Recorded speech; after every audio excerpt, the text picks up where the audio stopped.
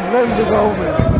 The government has done its duty and the inquiry is going on. Till the inquiry report comes, the minister, the HRD minister cannot take any decision or the government cannot take any decision till the inquiry is completed and the culprit is known. Then only we can discuss about the concerned person who is responsible. I make an appeal to all these members to see that let the house go smoothly. That's all, sir, what I can appeal.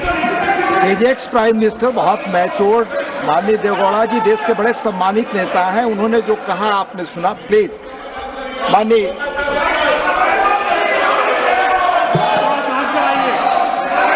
Sudhanshu ji, please continue your speech. सभापति महोदय, अभी इस सदन के सबसे वरिष्ठ सदस्य, वयोवृद्ध नेता, पूर्व प्रधानमंत्री आदरणीय एचडी देवगौड़ा जी ने जो विचार कहे, बड़े दुख का विषय है कि 21 घंटे का समय आवंटित होने के बावजूद, सबसे वरिष्ठ सदस्य के द्वारा यह अनुरोध करने के बावजूद जिस प्रकार का आचरण दिखाया जा रहा है, इससे साफ समझ में आता है सभापति महोदय कि इनका उद्देश्य सवाल का जवाब और जवाब के सवाल में नहीं है, इनका उद्देश्य बवाल में अधिक दिखाई पड़ रहा है। इसलिए ये अपोजिशन की इस नियत को भी स्पष्ट करता है। अब मैं विषय पे आता हूं। जो मैं बता रहा था कि बिंदु क्रमांक 5 पर राष्ट्रपति महोदया ने कहा कि ये देश के इतिहास में 60 साल के बाद ये पहली बार एक घटना हुई है जब लगातार 3 बार किसी प्रधानमंत्री को स्पष्ट बहुमत प्राप्त किया हो। और जिस समय महामहिम राष्ट्रपति महोदया ने ये शब्द बोला था, हम सबको ध्यान है, सबसे अनेक विपक्षी सदस्यों ने अपनी अपनी सीट पर आवाजें करते हुए इसका प्रतिवाद किया था।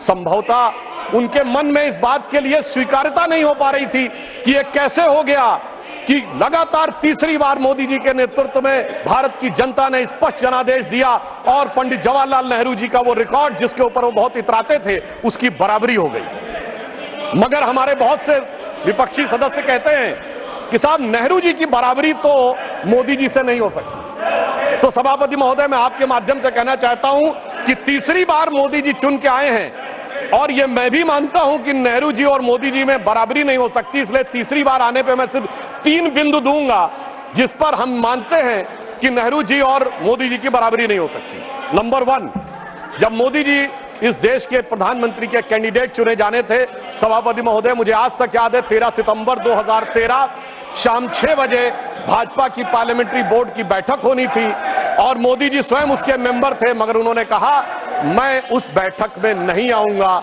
जिसमें मेरे बारे में विचार हो रहा हो। यह होता है नैतिकता के आधार के ऊपर निर्णय।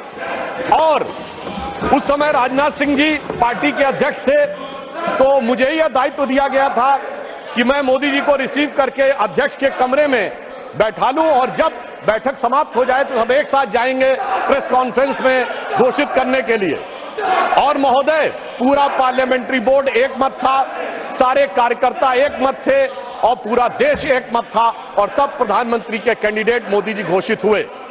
उधर पंडित जवाहरलाल नेहरू जब कैबिनेट मिशन प्लान के तहत 26 अप्रैल 1946 को कांग्रेस का नया अध्यक्ष चुना जाना था और उसके लिए कांग्रेस वर्किंग कमेटी की बैठक होनी थी और 20 अप्रैल को मौलाना आजाद को गांधी जी ने लेटर लिखा कि आप अपना नामांकन वापस ले लीजिए और मैं चाहता हूं कि नेहरू जी प्रधानमंत्री बने। परंतु इसके बावजूद उस बैठक के अंदर क्या हुआ, इसका रिकॉर्ड आचार्य कृपलानी ने अपनी किताब Gandhi his life and thought, Maulana Azad ने अपनी किताब India wins freedom, Rajmohan Gandhi ने अपनी किताब सरदार पटेल और उस समय के सबसे प्रख्यात पत्रकार दुर्गादास ने अपनी किताब India from Curzon to Nehru and thereafter में लिखा है कि 1 वोट मिला पट्टाभी रमैया को और शायद 1 या 2 वोट मिले आचार्य कृपलानी को, शेष सारे वोट मिले सरदार पटेल को और 0 वोट मिले जवाहरलाल नेहरू जी को।